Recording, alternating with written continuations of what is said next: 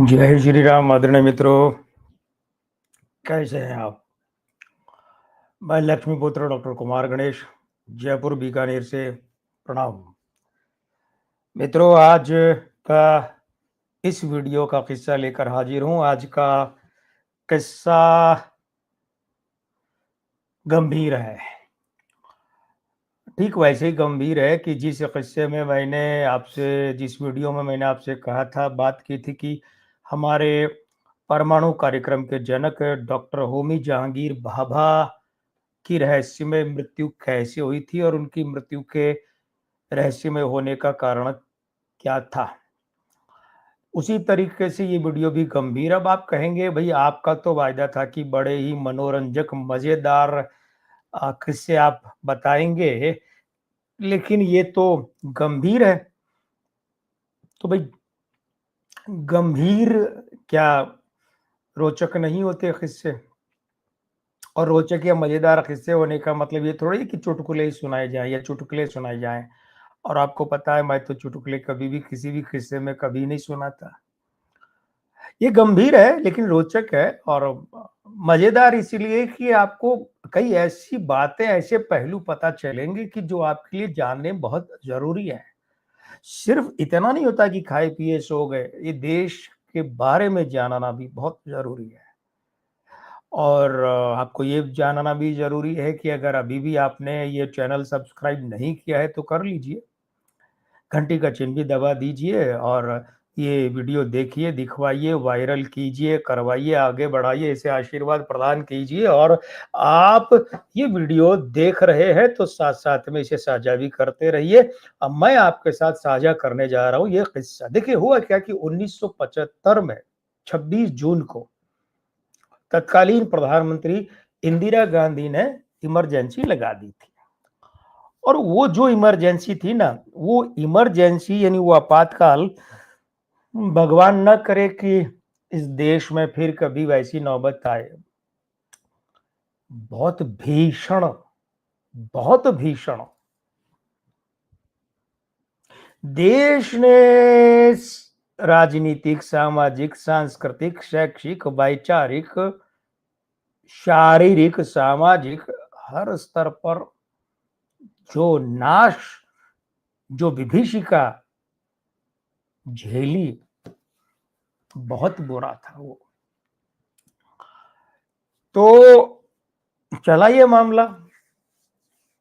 26 मार्च 1975 को इमरजेंसी इंदिरा गांधी ने लगाई और उस इमरजेंसी में उनके सुपुत्र, छोटे वाले बेटे संजय गांधी ने और उनकी जुंडली ने बहुत तांडव मचाया। फिर मार्च 1977 में जाकर, यानी लगभग पौने 2 साल जब होने को आए, तो इंदिरा गांधी ने चुनाव करवाए। एक समय तो ऐसे लग रहा था कि इस देश में कभी चुनाव नहीं होंगे। और संजय गांधी और उनकी जुंडली सिद्धार्थ शंकर रे, जो पश्चिम बंगाल के मुख्यमंत्री थे, वे संजय गांधी की जुंडली, जिसमें विद्याचरण शुक्ल, कमलनाथ वगैरह हुआ करते थे, तो ये लोग जो है ये तो कह रहे थे कि क्या आवश्यकता है चुनाव की। संजय गांधी ने तो कहा था अपनी माता जी से। लेकिन 77 में चुनाव हुए और इंदिरा गांधी की कांग्रेस पार्टी को बहुत बुरी तरह पराजित होना पड़ा। तब हुआ ये कि कई दलों के घालमेल से एक पार्टी बनी, नई पार्टी बनी। और जयप्रकाश नारायण, जिन्हें की लोक नायक कहा जाता है, उनकी प्रेरणा से, और प्रेरणा कम बल्कि दबाव अधिक था, क्योंकि अगर जेपी दबाव नहीं देते ना तो ये मेंढक तोलने जैसा था नई पार्टी बनाना। कभी जगजीवन राम बिदक जाते तो कभी चौधरी चरण सिंह बिदक जाते तो कभी कोई बिदक जाता, और कुछ नहीं तो कम से कम कम्युनिस्ट ही भांजी मार देते। तो कम्युनिस्ट तो इस पार्टी में नहीं आए, बाहर रहे, लेकिन जनता पार्टी में तत्कालीन जनसंघ, चौधरी चरण सिंह की पार्टी, जगजीवन राम, ये सब लोग जो है ना इकट्ठे होकर आ गए। अब हुआ ये कि जनता पार्टी की सरकार बनी, पूर्ण बहुमत की सरकार थी। मोरारजी देसाई प्रधानमंत्री बने और इस सरकार ने 2 उप प्रधानमंत्री देखे, एक तो बाबू जगजीवन राम और दूसरे चौधरी चरण सिंह। तो मार्च 1977 में मोरारजी देसाई हमारे प्रधानमंत्री बने और जुलाई 1977 यानी लगभग 3.5-4 महीने में जनरल मोहम्मद जिया उल हक, तो जिया उल हक बने पाकिस्तान के राष्ट्रपति। अब आपको नहीं पता है तो बताते चलूं कि जनरल मोहम्मद जिया उल हक, जिन्हें छोटे नाम के रूप में जनरल जिया के नाम से ज्यादा जाना जाता है, तो ये उस वक्त के पाकिस्तान के प्रधानमंत्री जुल्फिकार अली भुट्टो के नियुक्त किए गए जनरल उसके सेनाध्यक्ष थे और इन्होंने जुल्फिकार अली भुट्टो की सरकार का तख्ता पलट कर दिया। क्षमा कीजिए। और उसके बाद में भुट्टो को सरेआम फांसी पर भी लटका दिया था और जुलाई 77 में जनरल जिया पाकिस्तान के राष्ट्रपति बने। तो 4 महीने आगे पीछे में इधर मोरारजी देसाई और उधर जनरल जिया। अब ये दोनों समकालीन थे, तो हो क्या रहा था कि मोरारजी देसाई अक्सर अपने समकालीन जनरल जिया उल हक से बातें करते रहते थे, जबकि ये तो कोई बात ही नहीं हुई ना भाई। अरे वो आपके चाय पानी वाले, चाय के नुक्कड़ वाले, चाय के ठेले या टपरी वाले दोस्त थोड़े ही हैं जो अक्सर बातें होती रहती थी। आप एक ऐसे देश के प्रधानमंत्री थे यानी मोरारजी देसाई कि पाकिस्तान दुश्मन देश था, तो उसके राष्ट्रपति के साथ में आप अक्सर काहे को क्या बातें करते थे। लेकिन इस देश की विडंबना रही है, इस देश का दुर्भाग्य रहा है कि देश कभी कभी ऐसे हाथों में भी रहा है कि जो हाथ ये देश तो छोड़िए एक जिला संभालने के योग्य भी नहीं रहे। बिल्कुल पूरी जिम्मेदारी, वरना अब देखिए ना, मोरारजी देसाई अक्सर अपने समकालीन जनरल जिया उल हक से बातें करते थे और क्या हुआ, एक दिन बातें करते करते मोरारजी देसाई ने जनरल जिया उल हक को बताया कि जनरल साहब, हमें आपके सीक्रेट मिशन के बारे में पता है। और उस वक्त भारत का पाकिस्तान में सीक्रेट मिशन क्या था कि पाकिस्तान जो है वो परमाणु बम बना रहा है काहुटा रिसर्च लैब में, KRL में। इसका पता लगाना था, कंफर्म करना था, पक्का करवाना था कि ऐसा हो रहा है, और ये सीक्रेट मिशन था। और जनरल जिया उल हक समझ गए कि मोरारजी क्या कह रहे हैं। और हुआ क्या कि मोरारजी देसाई ने पाकिस्तान में जो भारतीय मिशन के लोग थे, रिसर्च एंड एनालिसिस विंग यानी रॉ के लोग, उन्हें उन प्रोजेक्ट, उनके काम के लिए, उनकी गतिविधियों के लिए फंड भी देना बंद कर दिया। और मोरारजी देसाई ने कहा कि ये फालतू की गतिविधियां, पाकिस्तान में गतिविधियां बंद करो, रॉ की गतिविधियां।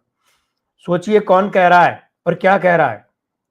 मोरारजी बोले कि ये पाकिस्तान में रॉ की गतिविधियां बंद करो, किसी को कुछ नहीं करना है। ये कितनी बड़ी मूर्खता थी, हद दर्जे की, परले दर्जे की मूर्खता थी। और तो और कहा जाता है कि मोरारजी देसाई ने पाकिस्तान को उपलब्ध करवाई ऐसी कुछ सूचनाएं जिनके आधार पर पाकिस्तान को पता चल गया कि वहां रॉ के एजेंट कौन कौन है और कहां कहां है। ऐसा ही एक और आदमी के बारे में कहा जाता है जो मिडल ईस्ट में था, मध्य पूर्व जो अरब देश है वहां राजदूत था, और बाद में वो हमारे देश में भी एक बड़े संवैधानिक पद पर रहा। तो उसने भी ऐसे ही खत्म करवाया था रॉ का वहां नेटवर्क। तो फिर जनरल जिया उल हक ने मोरारजी देसाई से प्राप्त उन संकेतों के आधार पर रॉ के सारे एजेंटों को खत्म कर दिया, रॉ का पूरा नेटवर्क पाकिस्तान में खत्म कर दिया। कितना बड़ा नुकसान इस देश का हुआ और किसने किया, कौन जिम्मेदार है इसके लिए, इस देश का मुखिया। अब रुकिए, आप सोच रहे होंगे कि भाई ये क्या प्रामाणिक बात है, मतलब ये बात आई कहां से। देखिए वैसे तो इस बात को लेकर एक वेब सीरीज में, एक आध फिल्म में भी जिक्र किया गया है, लेकिन मैं आपको वो सीरीज और फिल्म की बात नहीं करके कहूंगा कि रॉ जो है ना, रिसर्च एंड एनालिसिस विंग, शोध और विश्लेषण शाखा, रॉ। तो इसमें एक विंग है काउंटर टेररिज्म विंग, आतंकवाद निरोधी इकाई। ठीक है, ध्यान दीजिएगा, ये इकाई जो है ना, CTW, इसके एक मुखिया रहे थे बी रमन, बी रमन इनका नाम। तो इन्होंने एक किताब लिखी, द काउ बॉयज ऑफ रॉ, डॉन मेमोरी लोन। फिर बता रहे हैं कौन, R&AW, रॉ रिसर्च एंड एनालिसिस विंग। इसमें एक विंग होता है काउंटर टेररिज्म विंग, आतंकवाद निरोधी इकाई। इसके मुखिया चीफ रहे थे बी रमन। इनकी किताब द काउ बॉयज ऑफ रॉ, डॉन मेमोरी लोन, इस किताब में इन्होंने, रमन साहब ने, ये लिखी है सारी बात। आप पढ़ सकते हैं, आपकी अंग्रेजी अच्छी तो पढ़ सकते हैं, नहीं तो हिंदी अनुवाद करवा लीजिए। और बात यहां खत्म नहीं होती है। खत्म तो मोरारजी देसाई के कारण से पाकिस्तान से तब रॉ हो गई थी, लेकिन बात यहां मोरारजी देसाई की खत्म नहीं हुई। पाकिस्तान ने बाद में मोरारजी देसाई को अपना सर्वोच्च नागरिक अलंकरण, जैसे हमारे यहाँ भारत में ना भारत रत्न, तो वैसे पाकिस्तान में निशान ए पाकिस्तान, तो पाकिस्तान ने अपना वो सर्वोच्च नागरिक अलंकरण मोरारजी देसाई को दिया। और 19 मई 1990 को मोरारजी देसाई जाकर ये ले भी आए। कितनी बेतुकी, घटिया, बेहुदा और वाहियात बात थी ये, कि जो आदमी हमारे देश की गुप्तचर एजेंसी के पाकिस्तान में नाश के लिए जिम्मेदार है, जो आदमी ये यहाँ इस देश का प्रधानमंत्री होकर पाकिस्तान के दोस्त की भूमिका निभा रहा था, उस आदमी को तनिक भी लज्जा नहीं आई दुश्मन देश का नागरिक सम्मान लेने की उससे। और एक बात और है, मोरारजी देसाई अकेले विदेशी थे जिन्हें पाकिस्तान ने सम्मान दिया। तो प्रश्न खड़ा होता है कि ये मोरारजी देसाई ने ऐसा क्या किया था कि पाकिस्तान ने अपना नागरिक सम्मान, सबसे बड़ा निशाने पाकिस्तान दिया। ऐसा क्या, कौन सा कारनामा किया था मोरारजी देसाई ने? भारत के प्रधानमंत्री के रूप में भारत में तो ऐसा कुछ नहीं किया, वैश्विक मंच पर भी ऐसा कोई कमाल धमाल कुछ नहीं किया, तो क्यों दिया? तो एक प्रश्न उठता है, और जायज प्रश्न उठता है, तो क्या मोरारजी देसाई को पाकिस्तान में रॉ खत्म करवाने का ये इनाम था, निशाने पाकिस्तान?